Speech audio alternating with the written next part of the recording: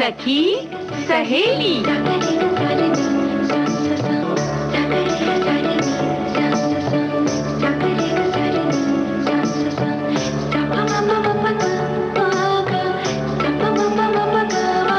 सखी सहेली।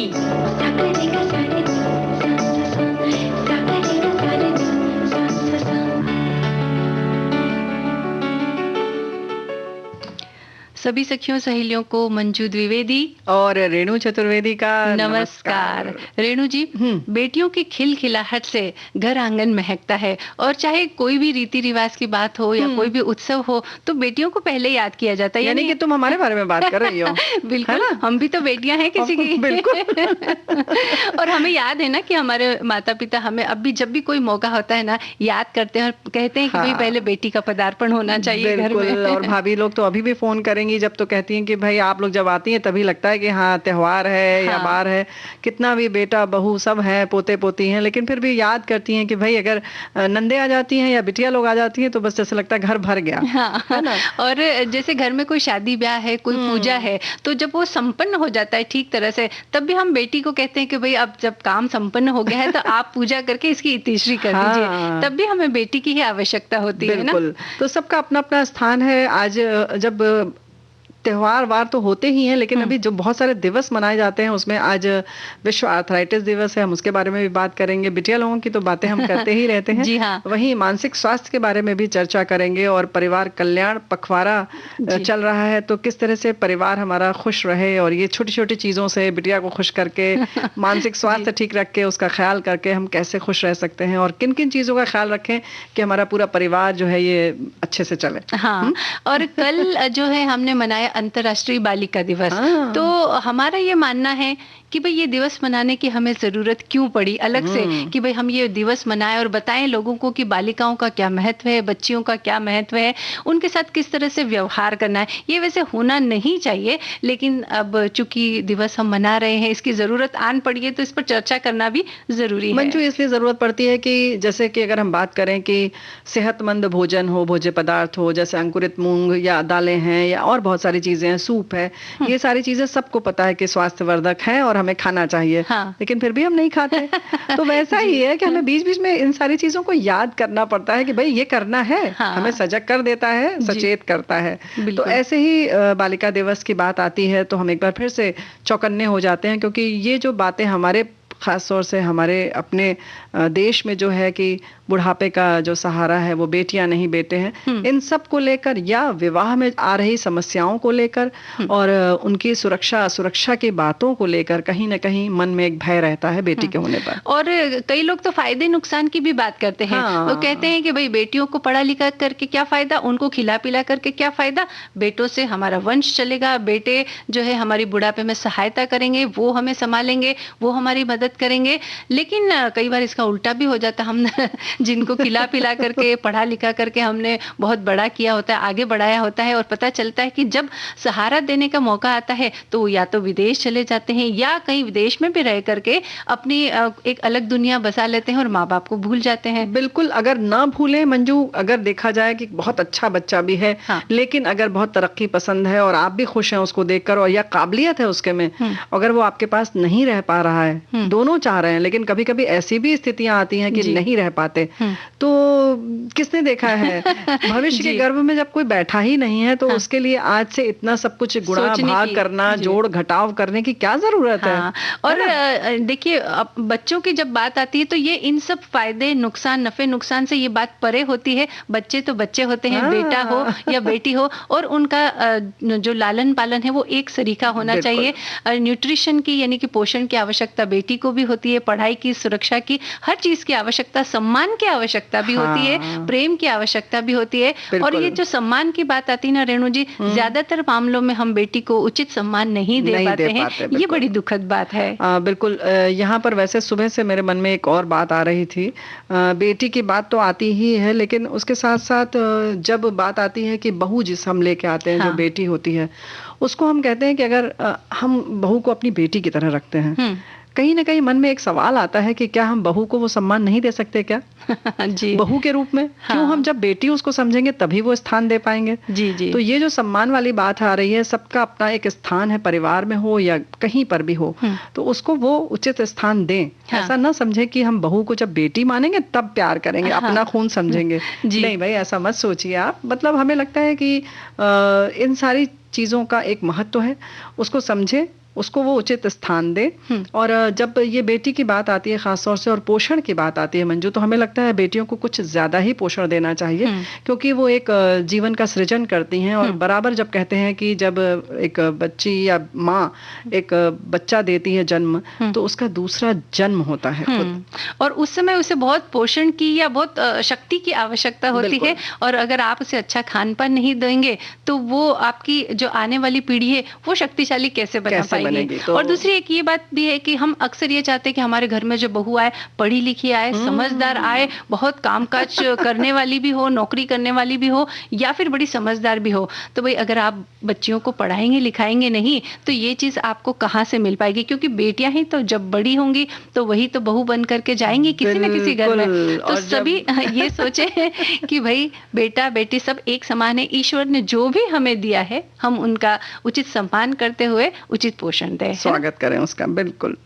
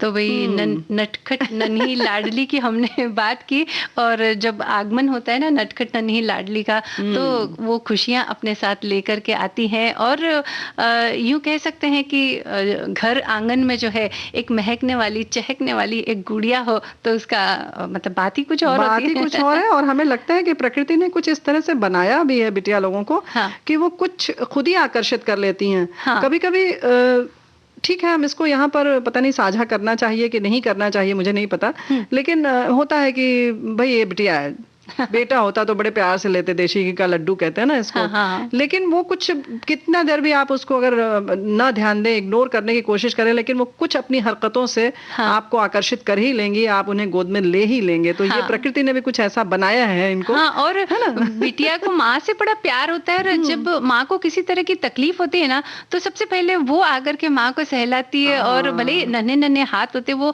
ज्यादा कुछ करने की क्षमता ना हो, लेकिन फिर भी एक जो दिलासा वो देती है माँ को, वो बहुत महत्वपूर्ण चीज होती है ना। महत्वपूर्ण होती है। और माँ तो बेटी को देती ही देती हैं, लेकिन बेटियां भी जो जिस तरह से एक सिर्फ उनकी वही तुमने कहा ना, जैसे कि बस नन्हे नन्हे हाथ होते हैं और एक उंगली भी उन्होंने छू ली, हाँ। जैसे लगता है कि एक जीवन संचार हो गया। हाँ। है ना, नई तो ऊर्जा का आभास हो जाता है। बिल्कुल। तो जो बात हम कहना चाह रहे हैं कि बेटियों को हम उचित सम्मान दें, उन्हें पढ़ने का मौका दें, आगे बढ़ने का मौका दें, और अगर उनके अंदर कोई क्षमता है तो उसे पहचानते हुए उसे भी हम बढ़ावा दें।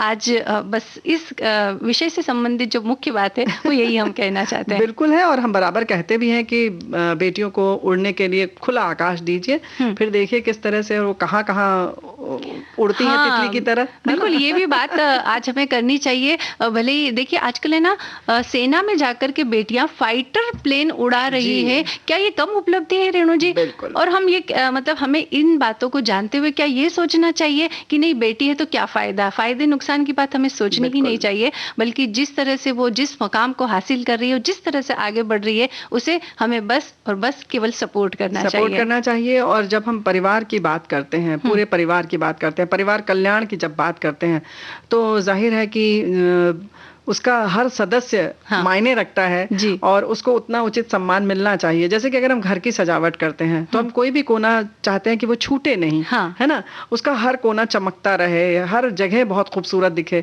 वैसे ही परिवार में कैसे आप किसी एक सदस्य को कमतर करके कैसे खुशी मना सकते हैं? जी बिल्कुल, हर एक का अपना महत्व होता है। माता पिता का अपना स्थान है, बेटे का अपना स्थान है, लेकिन बेटी का भी अपना स्थान है, ये हमें जानना है। और जब ये सब मिलेंगे, सजेंगे, तभी घर सजेगा, और जब घर सजेगा तभी जो है समाज एकदम बलवान बन पाएगा या अच्छा बन पाएगा, है ना।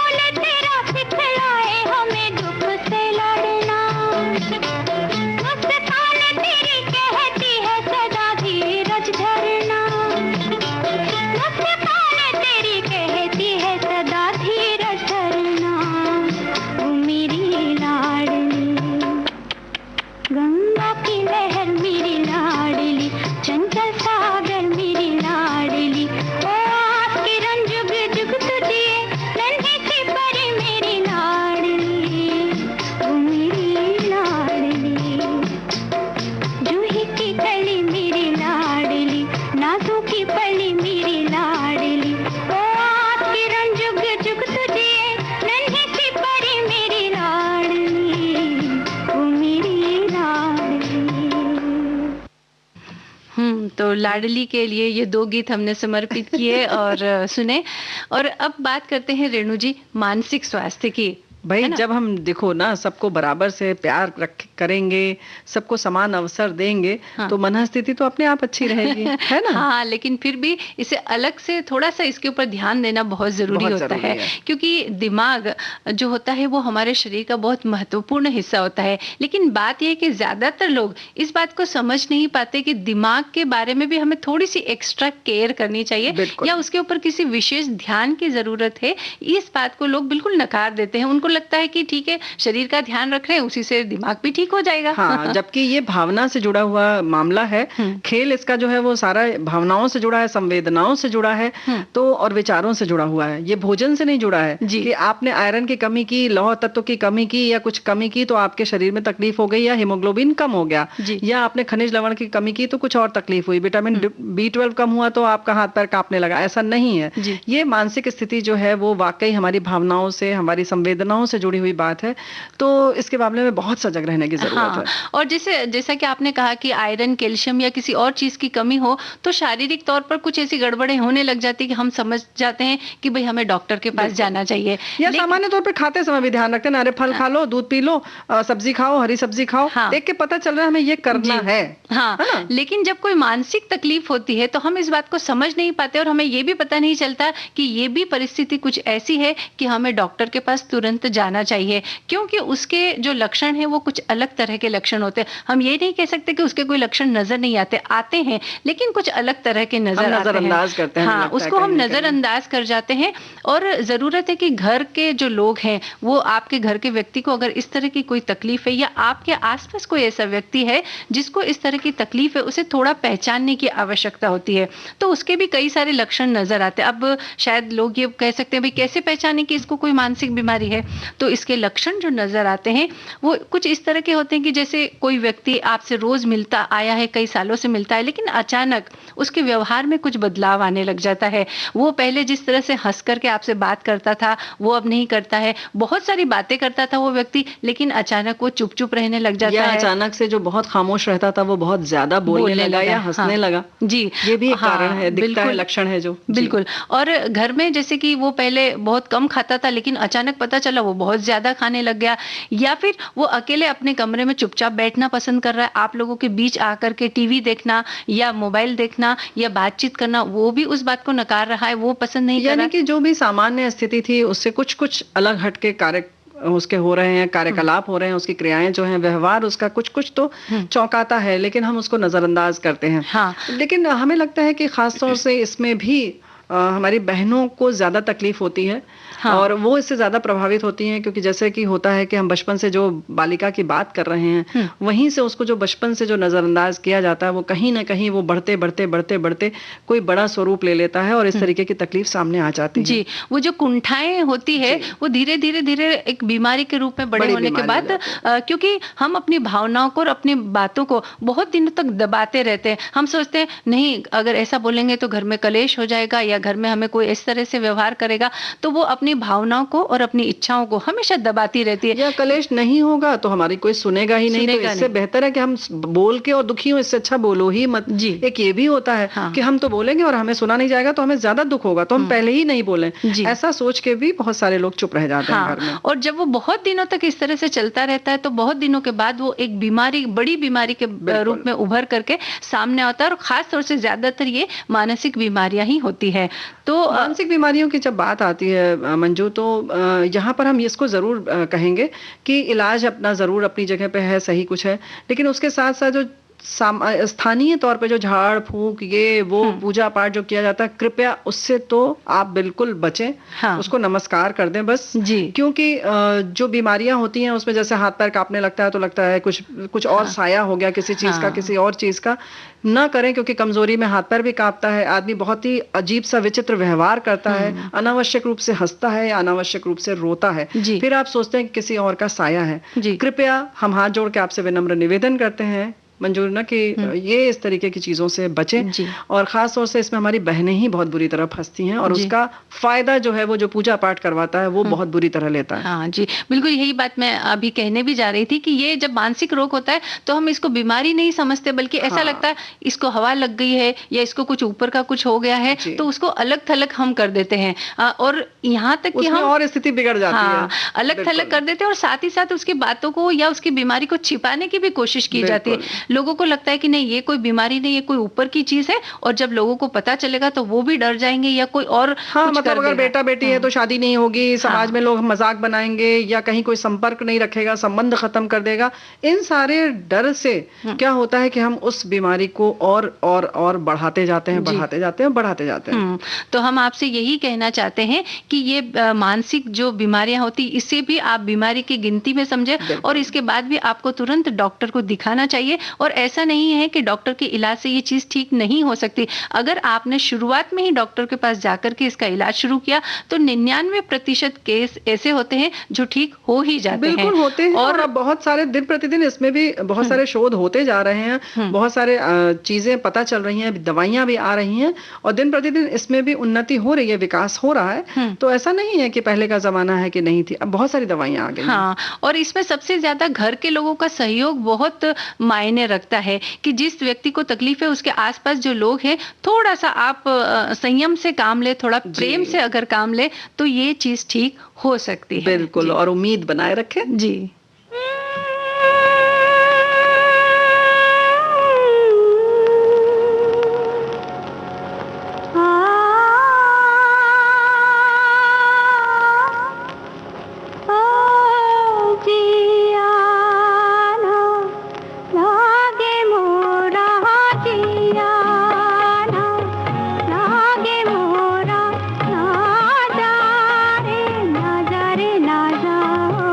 जिया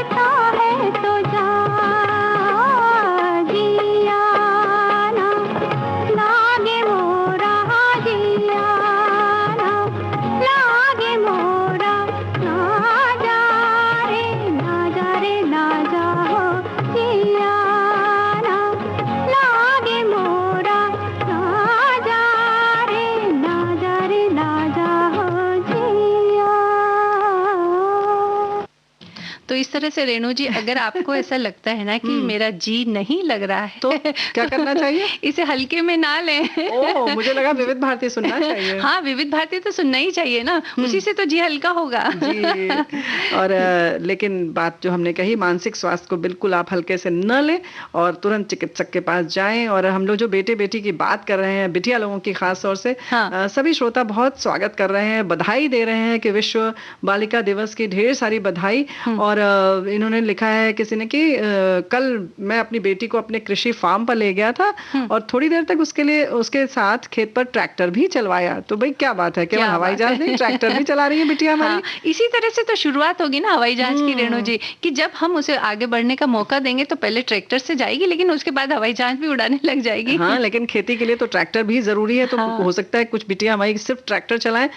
मंजू, एक बात बताओ जरा सा कि शिकायत भी बहुत आ रही है कि इतनी लेट आपने पोस्ट क्यों डाला? ओहो रेणु जी, वैसे तो हम शिकायत का भी बहुत स्वागत करते हैं। और अब बात रही कि लेट क्यों डाला, तो रेणु जी आपको पता है ना, सुबह से लाइट नहीं थी, नहीं, मुझे बिल्कुल नहीं पता। जी, मुंबई पे सुबह से लाइट बंद थी और उसकी वजह से नेटवर्क का काफी प्रॉब्लम यहाँ पर चल रहा है, परेशानी थी, और इस वजह से हमने पोस्ट डाली थी, लेकिन वो पोस्ट हो नहीं पाई। धीरे आज थोड़ी रफ्तार कम थी तो बहुत धीमे धीमे देर से पहुंची आप तक। लेकिन आप लोग तो बिल्कुल तैयार बैठे हैं और देखिए धड़ाधड़ शुरू हो गए। बड़ा अच्छा लगता है कि किस तरह से आप इंतजार करते हैं और बड़ा अपनत्व सा लगता है जब बहुत शिकायती अंदाज में आप कहते हैं कि अभी तक पोस्ट क्यों नहीं डाली। तो हमें लगता है भाई जल्दी जल्दी काम कर दो जी। और हमारे एक श्रोता ने क्या लिखा है रेणु जी, कि मेरी बेटी रेस में प्राइज लेकर आई थी और बेटा भी लेकर आया था, हमने दोनों को बराबर ही रखा है। बेटी जो करती है, बेटा ही जॉब करता है, वो बहुत लाडली। हमारे बेटे और बेटी में हम कोई फर्क नहीं रखते हैं।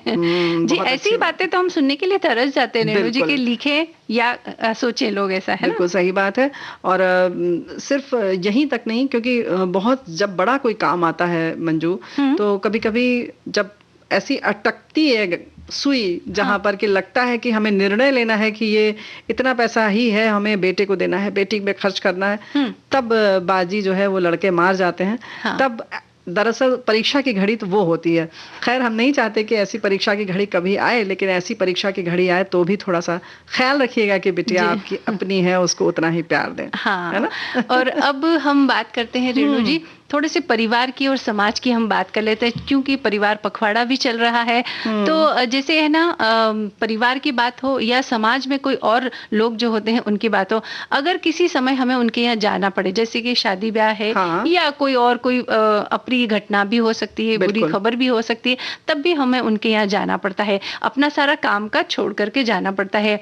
लेकिन अक्सर हम लोगों को ये बोलते हुए सुनते हैं कि अरे ऐसा हो गया, अब तो जाना पड़ेगा, अगर नहीं जाएंगे तो लोग कहेंगे देखो ऐसे समय भी नहीं आए। तो ये जो बातें हैं ना कि जाना पड़ेगा और लोग सोचेंगे कि देखो ऐसे समय आए, ऐसी ये जो मानसिकता है ये हमें थोड़ी सी बदलने की आवश्यकता है, क्योंकि मनुष्य सामाजिक प्राणी है और उसे समाज और परिवार की जरूरत हमेशा बनी रहती है ना? क्या बात है, ये बात बिल्कुल सही है कि जो करना है उसको बोझ समझ के ना करें, मन से करें, क्योंकि मन से की हुई बात परिलक्षित होती है, दिखाई देती है, रिफ्लेक्ट करती है। ऐसा मत सोचिए कि आप वहां गए और हम खड़े तो हो गए, हमने क्या कहा, नहीं, पता चलता है कि आप कितने मन से आए हैं और कितने मन से नहीं आए हैं। आपने उसको बोझ समझा या आप दिल से खड़े हुए हैं, उसका फर्क पड़ता है। और सारी रौनक उसी से आती है जब सब लोग एक बहुत खुशी से, जैसा माहौल है उस हिसाब से, उस मनोभाव से जाते हैं, उस अपनत्व से जाते हैं। चाहे गमी का समय हो सकता है कहीं गम का टाइम हो और आप गए हैं, तो आप उतने ही प्यार से जाइए, मतलब मन से जाइए, जहां भी जो भी काम करिए दिल से करिए। हमें तो लगता है ऐसे में अगर लगता है आपको कि नहीं जाना है, नहीं मन है, तो मत जाइए। हाँ, ठीक है, वैसे तो नहीं हम कहते कि कोई भी संबंध आप खत्म करें या कोई भी मौका आप छोड़ें, लेकिन अगर आपको इतना बोझ लगता है तो ना जाएं, क्योंकि दुनिया कोई कुछ नहीं कहने वाली है जी, किसी को नहीं फर्क पड़ता। लेकिन रेणु जी, परिवार की जरूरत और समाज की जरूरत केवल हम धन धन कमाने के लिए या उसी लिए नहीं होती है, बल्कि जैसा कि हम थोड़ी देर पहले मानसिक स्वास्थ्य की बात कर रहे थे, ये दिमाग से जुड़ी हुई बात भी है।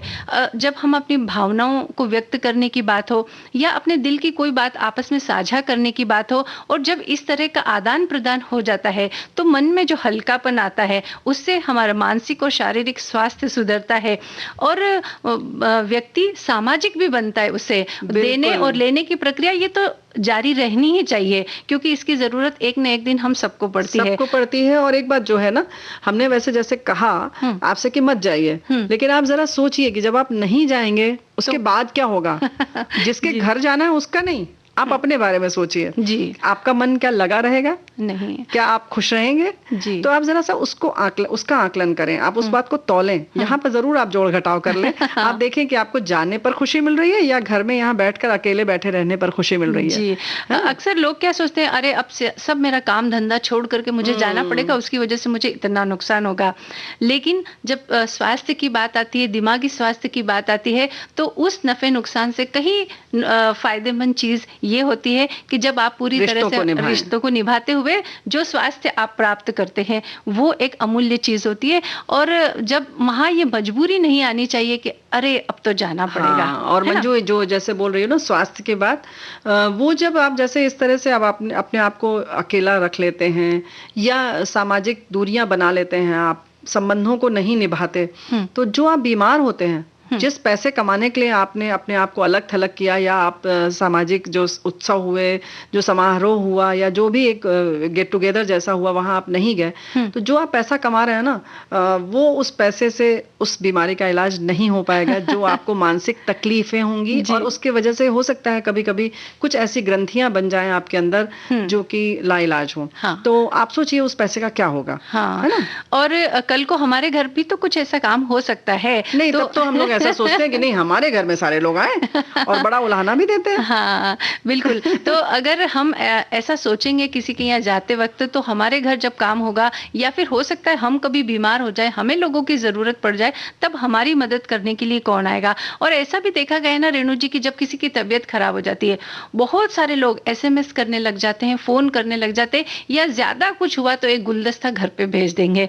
लेकिन बीमार व्यक्ति को किसी की मदद की आवश्यकता भी होती है, सहयोग की आवश्यकता भी होती है, भावनात्मक सहयोग की आवश्यकता भी होती है, और कभी कभी तो उसकी सेवा भी करनी पड़ती है। और इंसानों की ही जरूरत पड़ती है। वो चीजें पैसे या किसी और चीज से नहीं होती हैं। और वैसे भी अगर जैसे अभी तुमने कहा ना कि आपके घर में अगर कोई समारोह है या कोई उत्सव है या कोई भी फंक्शन है, तो बात वही है कि आप कितनी भी सजावट करवा लें, बिजली की झालर लगवा लें, फूल लगा लें, लेकिन जो इंसानों की जहाँ भरपाई है ना, वो भरपाई इंसान ही करेंगे। तो वो जो रौनक और वो जो खिलखिलाहट आती है लोगों के बातचीत की, खाने पीने की, प्लेट की आवाज, क्रॉकरी की आवाज, वो अलग ही होती है। बिल्कुल। और जब बड़े लोग अगर सामाजिक नहीं बन पाते ना, तो इसका असर उनके बच्चों पर भी पड़ता है। बच्चे भी बहुत अकेले अकेले रहने लग जाते हैं और उनका मानसिक विकास भी रुक जाता है, क्योंकि वो लोगों से मिलते नहीं है। और जब तक मिलते नहीं बच्चे दूसरों से, तो बहुत सारे अनुभव लेने से वो वंचित रह जाते हैं, और एक अपनी चीजों को दूसरों के साथ बांटने की जो प्रवृत्ति होती है वो उनमें नहीं आ पाती, अपनी भावनाओं को व्यक्त करने की प्रवृत्ति उनमें नहीं आ पाती है। और इस सब का जो असर है वो उनके भी मानसिक स्वास्थ्य और शारीरिक विकास पर भी इसका असर पड़ता है, पूरे व्यक्तित्व पर दिखाई देता है। और इस तरह से घुल मिलकर रहने से, जैसे तुमने कहा ना कि बांटने की प्रवृत्ति, ऐसे बहुत सारे जो गुण हैं हमारे जो आचरण में है, वो सिर्फ और सिर्फ साथ में रहने की वजह से आते हैं। हम उन पर बात करेंगे, लेकिन हम सोचते हैं गीत सुन लें।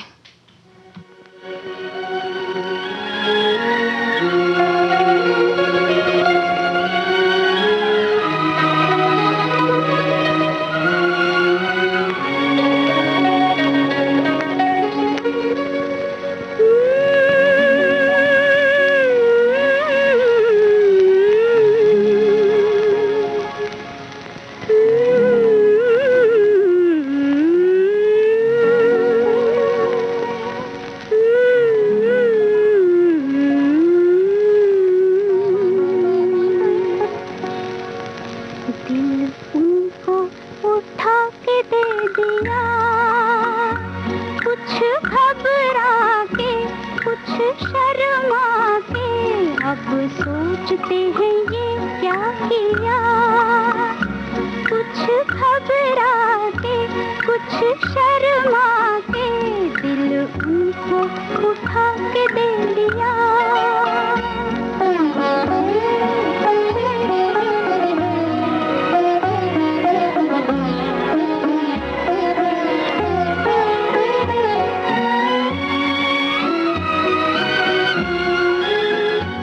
ये किससे हुआ सामना, दिल पुकारा मुझे थामना। ये किससे हुआ सामना, दिल पुकारा मुझे थामना। मिल चुकी थी नजर, हो चुका था असर, नाम उनका जुबान ले लिया। दिल उनको उठा के दे दिया। कुछ घबरा के कुछ शर्मा के दिल उनको उठा के दे दिया।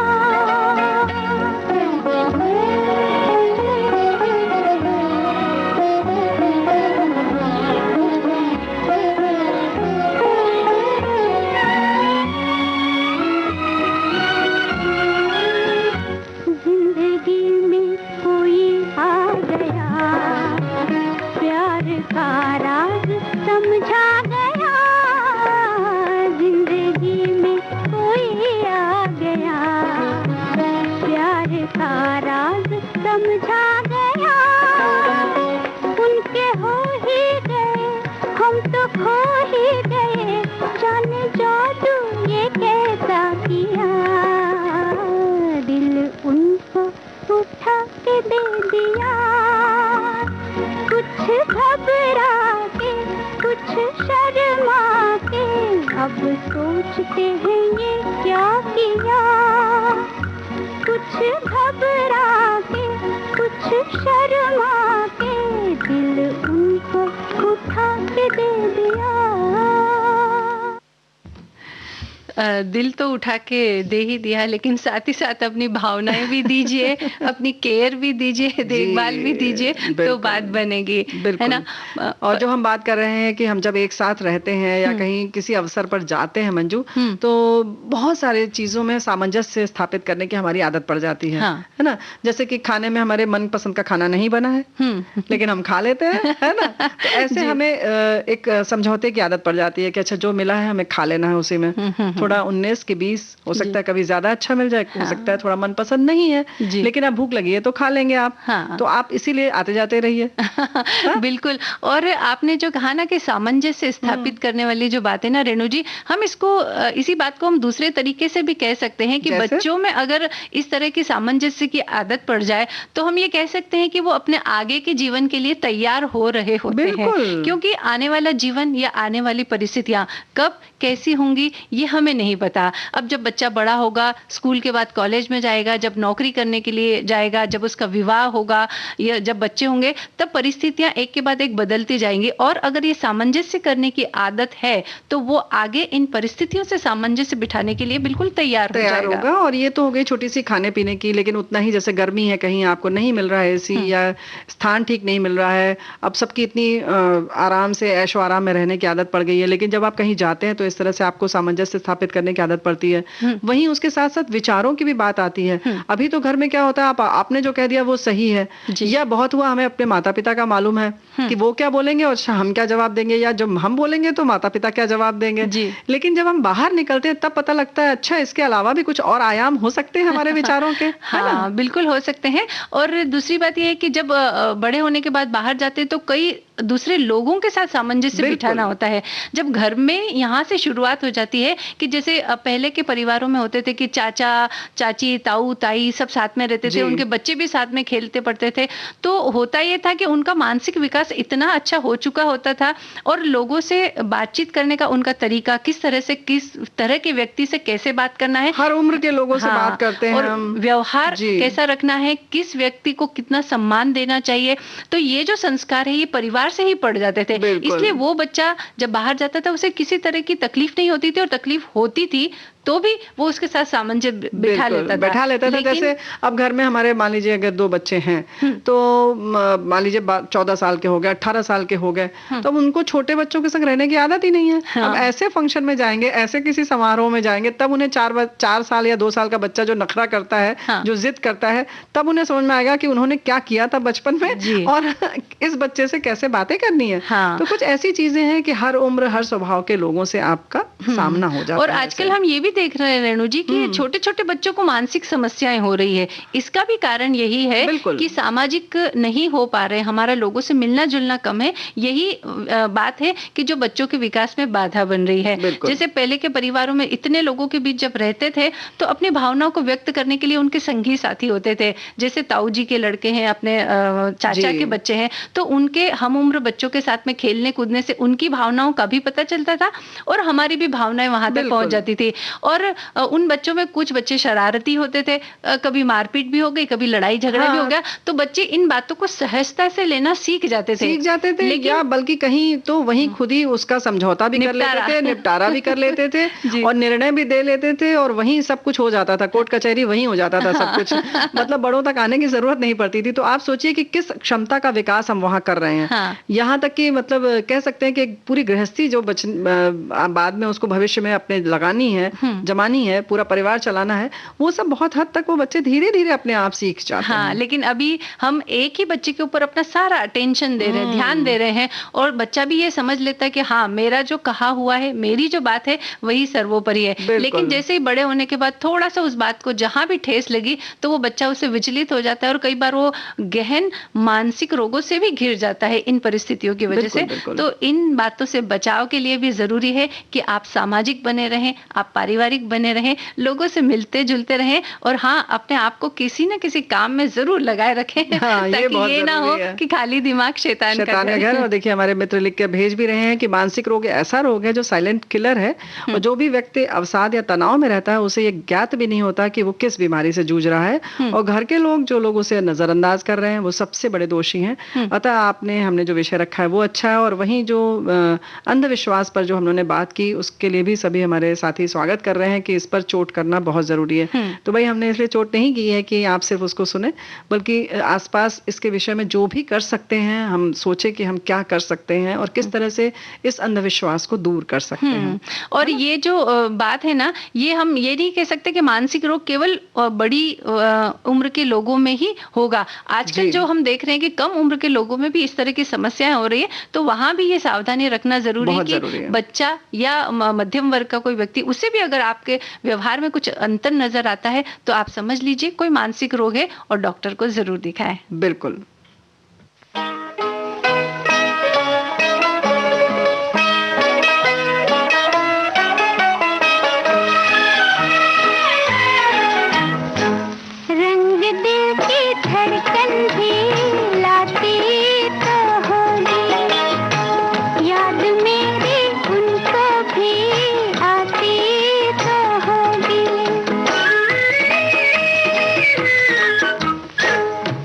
दिल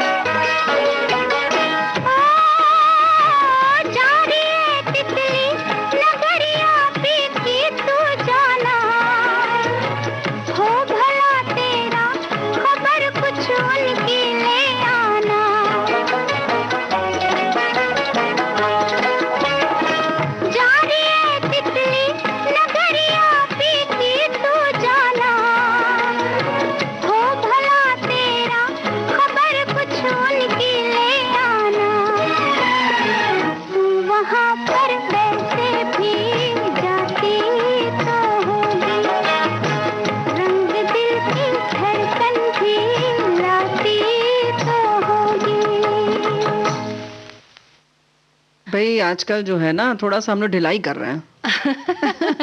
ढिलाई कर रहे हैं। और क्या। जैसे कि बड़े आराम से सब लोग निकलने लगे, मास्क याद रहा तो ले लिया, जैसे कि वो लेना है कि चाबी है, कुछ पैसा लेना है, वैसे मान लिया, मन हुआ तो लिया मास्क, नहीं तो छोड़ दिया। जैसे हेलमेट कभी छोड़ते थे, कभी रख लेते थे, वही चीज हो गई।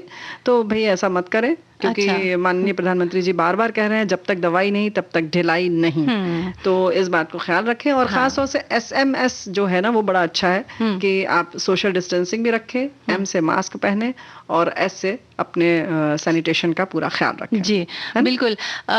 जो बात आपने कही ना कि ढिलाई की, तो हुआ यूं है रेणु जी की, जब जैसे कि कोरोना काल के ये लगभग 6 महीने बीत चुके हैं, तो जो लोग ठीक हैं, जिनको कुछ हुआ नहीं, उन्हें ऐसा लग रहा है शायद कि अब 6 महीने हो गए, कुछ हुआ नहीं, तो अब क्या हो जाएगा। हाँ, ये तो सच बात है। ये तो बिल्कुल दम मतलब बिल्कुल डंके की चोट पे कह रहे हैं। हाँ। ऐसा मत करिए। और कुछ लोग तो वाकई बड़ा अच्छा, वैसे देखा जाए तो इस समय सोशल जो है सब चीजों का, प्लेटफॉर्म का बड़ा अच्छा इस्तेमाल किया जा रहा है। कुछ लोग कह रहे हैं, क्या आप इंतजार कर रहे हैं क्या कि आपके बिल्कुल बहुत नजदीकी का या किसी का हो जाए कुछ ऐसा, तब आप सजग होंगे, सचेत होंगे? तो ऐसा मत सोचिए। जिसका भी जो कुछ हुआ है या जो भी गए हैं, वो भी हमारे अपने ही तो थे। जी, है ना? तो ये ना सोचे कि 6 महीने कुछ नहीं हुआ तो अब सब कुछ ठीक हो चुका है, इसलिए अब और कुछ होने वाला नहीं है। ऐसा नहीं है। हो सकता है कि आप अब जो असावधानी बरत रहे हैं, उसकी वजह से मतलब जाते जाते घातक हो जाए, कि कोरोना जाते जाते भी आपको कुछ धक्का दे जाए, ऐसा ना हो। तो थोड़ी सी सावधानी अब भी रखना जरूरी है, बल्कि थोड़ी सी क्यों, बहुत सारी सावधानी रखना जरूरी है। सावधानी तो वैसे भी देखो, ये तो सावधानी इस वक्त की है, लेकिन खास तौर से हम अगर अपनी बहनों की बात जब करते हैं, तो कुछ बीमारियां ऐसी हैं जो हमारी खास तौर से हम लोगों को ज्यादा हो जाती हैं। जैसे हड्डियों की कमजोरी जो है, वो ज्यादा हमें प्रभावित करती है ना। हाँ, इसका कारण है रेणु जी, एक तो ये कि महिलाओं का जो है सन एक्सपोजर बहुत कम होता है, नहीं वो ज्यादा करके बाहर सूर्य की रोशनी नहीं ले पाती, जबकि बात ये है कि सूर्य की रोशनी अपने आप में एक औषधि का काम करती है। देखा जाए तो सूर्य की रोशनी जिस व्यक्ति के शरीर पर लगभग 15 से 20 मिनट अगर आप सुबह की लेते हैं, तो बहुत सारी बीमारियों से बचे रहते हैं। तो ये एक कारण है। दूसरा खान पान भी कारण है कि महिला अपने खान पान पर ज्यादा ध्यान नहीं दे पाती है। तो आज हम जिस बीमारी के बारे में जो इस वक्त हम चर्चा करने जा रहे हैं, वो है आर्थराइटिस। आज आर्थराइटिस डे भी है। तो हम ये बताना चाहते हैं कि हमारे शरीर के जोड़ों में बहुत तीव्र दर्द होने लग जाता है कई बार, और इसके कारण कई सारे होते हैं। बैक्टीरिया का आक्रमण भी हो सकता है, या कभी संक्रमण होता है, इस वजह से भी होता है। हाँ, आनुवंशिक भी हो सकता है, खान पान की गड़बड़ियां भी हो सकती है, या पहले अगर आपको कोई बीमारी हुई हो, उसकी वजह से आपने कई सारी दवाइयां ली हो, लंबे समय तक जब वो दवाइयां चलती है, तो उन दवाइयों के साइड इफेक्ट कई बार ऐसे हो जाते हैं कि आर्थराइटिस की बीमारी हो जाती है। या फिर ऐसा भी हो सकता है कि जैसे आपको पहले कोई बीमारी हुई, उस समय आपकी कोई सर्जरी हुई हो, तो सर्जरी के वक्त जब आप इंजेक्शन वगैरह कुछ लगवाते हैं, तो उसमें भी कभी कभी ऐसा हो जाता है कि अगर कुछ गड़बड़ हो जाए, तो उससे भी कोई आर्थराइटिस, क्योंकि आर्थराइटिस जो बात है वो एक बहुत ही विस्तृत विषय है। बिल्कुल, बहुत विस्तृत विषय है, लेकिन जो जोड़ों के दर्द की जो बात है, वो हमारे खान पान से ज्यादा संबंधित है। और जो हम व्यायाम की जो बात करते हैं, वो भी कहीं ना कहीं उसका प्रभाव छोड़ता है। और हम गलत तरीके से चलना या गलत तरीके की चप्पल जूते पहनने से भी बहुत तकलीफ होती है। वो हमारे कभी कभी घुटने के जोड़ों पर असर करते हैं, कूल्हे के जोड़ों पर असर करते हैं, जो हमें बिल्कुल पता नहीं चलता है कि सही चप्पल नहीं है, उसमें हील ठीक नहीं बनी है, और हम वैसे ही पहने जा रहे हैं। या हमें जरूरत है कि हम घर में भी चप्पल पहन कर रहे हैं, हम नहीं पहन रहे हैं। कुछ ऐसी भी चीजें होती हैं, तो आप ये सब चीजों पर हम ध्यान ही नहीं देते बिल्कुल भी। और खासतौर से हमारी बहनें तो बिल्कुल नहीं रखती हैं। तो इस करके क्या होता है कि हम तकलीफ बढ़ जाती है। वहीं हम जैसे सोचते हैं कि हम टहल रहे हैं, टहलने का भी तरीका होता है, कभी गलत होता है, उससे भी जोड़ों में दर्द होता है। वहीं ये होता है कि टहलने से आप सोचिए कि कहाँ कहाँ की एक्सरसाइज हो रही है। जोड़ों की कोई भी एक्सरसाइज नहीं हो पाती है, जोड़ों का व्यायाम नहीं होता है, उन सब का अलग अलग व्यायाम है।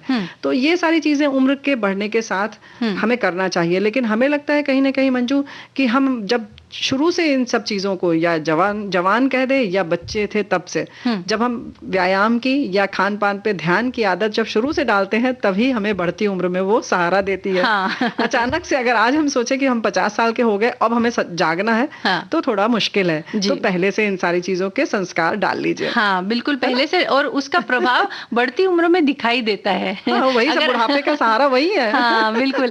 अगर आपने शुरुआत से अगर ध्यान दिया इस बात पर, खान-पान भी अच्छा रखा है व्यायाम में, तो आप ये कह सकते हैं कि 60 की बजाय 70-75 के बाद बूढ़े होंगे। अच्छा एक बात बताओ मंजू, अगर हमने जिंदगी भर मेवा दूध नहीं लिया तो अचानक से आज हम कैसे पचा सकते हैं, या हमें कैसे अच्छा लगेगा? हाँ, या कैल्शियम कैसे मिलेगा आपको? जी, बिल्कुल, तो इनका ध्यान रखना आवश्यक है और शुरुआत में थोड़ा-सा ध्यान दे दीजिए, जैसे कि घुटने के दर्द से शुरुआत हुई है, तो ये धीरे-धीरे अगर ध्यान ना दे तो ये बढ़ता चला जाता है। और घुटने का प्रत्यारोपण भी करना पड़ता है, बड़ा दिक्कत होती है। बिल्कुल, और कई बार जो कोहनी की हड्डी है, यहाँ पर भी कई बार सूजन आ जाती है, कई बार उंगलियों के जो ये छोटी-छोटी हड्डियां होती है, जोड़ होते हैं, यहाँ पर सूजन नहीं गूंद पाते हैं। हाँ, तो ऐसे काम करने में हमें बहुत दिक्कत आने लगती है। तो इसके लिए थोड़ी सी सावधानी पहले से बरते, खान-पान पर तो ध्यान देना ही है, व्यायाम पर भी ध्यान देना है। और व्यायाम से संबंधित एक बहुत खास बात हम यहाँ पर बता देते हैं कि बहुत सारे व्यायाम बताए जाते हैं कि भाई ये करो, इससे बहुत ये फायदा होता है, वो फायदा होता है।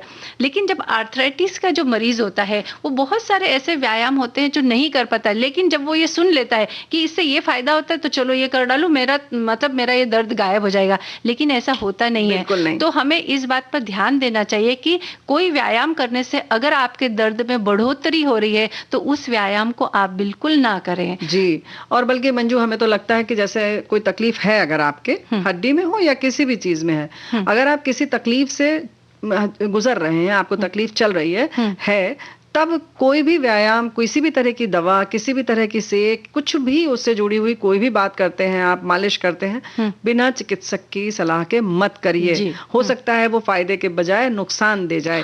तो बेहतर है कि आप पूछ के तब करें अगर तकलीफ हो चुकी है तो। ये सब जो हम पहले बता रहे थे वो ये पहले की बात थी, यानी कि ये सब सावधानी की बात थी या रोकथाम या उसके पहले की बात थी। लेकिन जब हो जाता है तब बिना चिकित्सक के आप सुई भी न हिलाएं, कुछ मत करिए। बिल्कुल, हम ये सोच के करते हैं कि ये व्यायाम करने से या ये चीज खाने से हम ठीक हो जाएंगे, लेकिन जब उसका उल्टा असर हो जाता है तो इसका परिणाम क्या निकलता है कि हमारा व्यायाम पर से विश्वास उठ जाता है। और विश्वास उठाना बड़ा आसान है। हाँ, वापस विश्वास जमाना बड़ा मुश्किल काम है ना। अच्छा, फिर उसका खूब प्रचार प्रसार भी हम करते हैं बहुत अच्छी तरह से। नहीं, उन्होंने बेकार है सब कहने की बातें, सबसे कुछ नहीं होता। हाँ, उन्होंने कहा था कि ये व्यायाम करो, इससे देखो मुझे बहुत फायदा हो गया, देखो आपको भी फायदा हो जाएगा, लेकिन उल्टा मुझे तो और नुकसान हो गया। अरे भाई, ये व्यायाम वगैरह में कुछ नहीं रखा। इस तरह की बातें हो जाती है, जबकि व्यायाम बहुत फायदेमंद चीज है, लेकिन वो कुछ परिस्थितियां उसके लिए वैसी होनी चाहिए, तब आप वैसा व्यायाम करें। लेकिन जब एक बार परिस्थितियां बिगड़ जाए तो डॉक्टर के पास जाएं।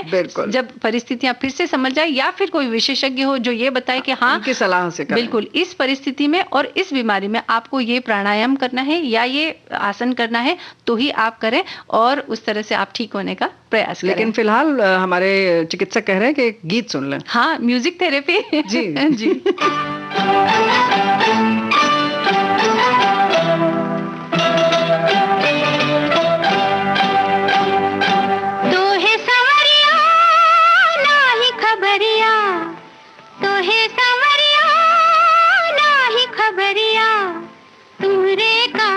अपने देश में बलम हम हो गए परदेसी, हम हो गए परदेसी।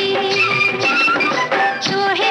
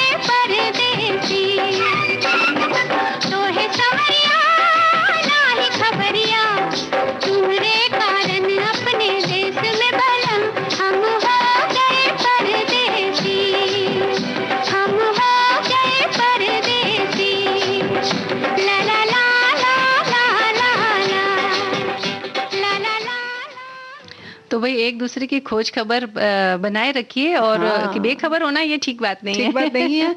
और जो हम लोगों ने आज ढेर सारे गोल्डन रूल्स बताए जिंदगी के, स्वास्थ्य के, हाँ। उसकी हमने जैसे कहा ना कि आप जब 50 के हो जाए तब मत शुरू करिए, शुरू से शुरू करेंगे तो अच्छा है। हाँ। देखिए हमारे एक साथी बता रहे हैं कि 78 साल के हमारे पिताजी हैं और वो हमसे भी ज्यादा चुस्त दुरुस्त हैं और जवान दिखते हैं। हाँ। क्योंकि उन्होंने शुरू से अपनी जी। जीवन शैली को बड़ा नियंत्रित वैसा ही रखा रखा है। होगा, अनुशासन में रखा होगा। बिल्कुल, तो हमारी शुभकामनाएं सभी के लिए कि आप हाँ। ऐसे ही चुस्त दुरुस्त बने रहिए। और आज का कार्यक्रम समाप्त करने की अब इजाजत दीजिए। आप सभी को मंजू द्विवेदी और रेणु चतुर्वेदी का नमस्कार।